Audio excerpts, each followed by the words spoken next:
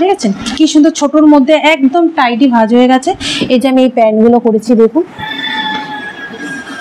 এই যে এইভাবে রাখলে জিনিসটাও ভালো থাকে, প্যান্টটা খুব সুন্দর ভাঁজ হয় আর অল্প জায়গার মধ্যে অনেক প্যান্ট বা ছেলেদের প্যান্ট মানে ছেলেদের জিন্সের প্যান্ট বা যে কোনো নর্মাল প্যান্ট আমরা যদি আলমারিতে এমনি নর্মাল ভাঁজ করে রাখি তাহলে অনেকটা জায়গা চলে যায়। তো আমি কিভাবে রাখলে ওই অল্প জায়গার মধ্যে অনেক প্যান্ট রাখা যায় এবং খুব টাইটভাবে রাখা যায়, হ্যাঁ সেটাই আর কি দেখাচ্ছি।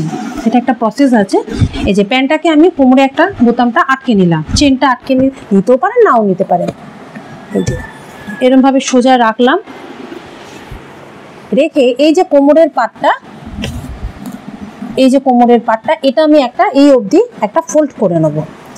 মোট কথা একটা পকেট সিস্টেম, এই যে এটা এই পকেট সিস্টেমটা আমি করে নেব। এবারে এই প্রত্যেকটা পা আলাদা আলাদা করে আমি ফোল্ড করে নেব। এই একটা পার্ট ফোল্ড করলাম, এই যে আর একটা ফোল্ড করলাম, এই পাশে রাখলাম, আবার এই পাশেও একটা ফোল্ড করলাম, এই অবধি দুটো ফোল্ড করলাম রাখলাম।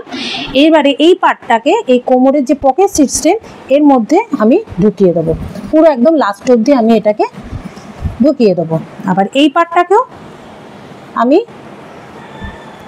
এর মধ্যে আমি লাস্ট অবধি ঢুকিয়ে দেবো, পুরো ভেতরে আমি এই যেরকম ঢুকিয়ে দিলাম, হয়ে গেল। এরপরে আমি কি করব, অপোজিট করে নিয়ে এটাকে একটু টাইট করে নিয়ে এই যে এই পার্টটাকে এই যে প্যান্টটাকে উল্টে নিয়ে এরমভাবে ফোল্ড করে দিলাম, ঠিক আছে। এই যে করে নিয়ে এরভাবে উল্টে দিলাম, উল্টে দিয়ে এরমভাবে ফোল্ড করে দিলাম, এই যে দেখেছেন কি সুন্দর ছোটোর মধ্যে একদম টাইটি ভাঁজ হয়ে গেছে।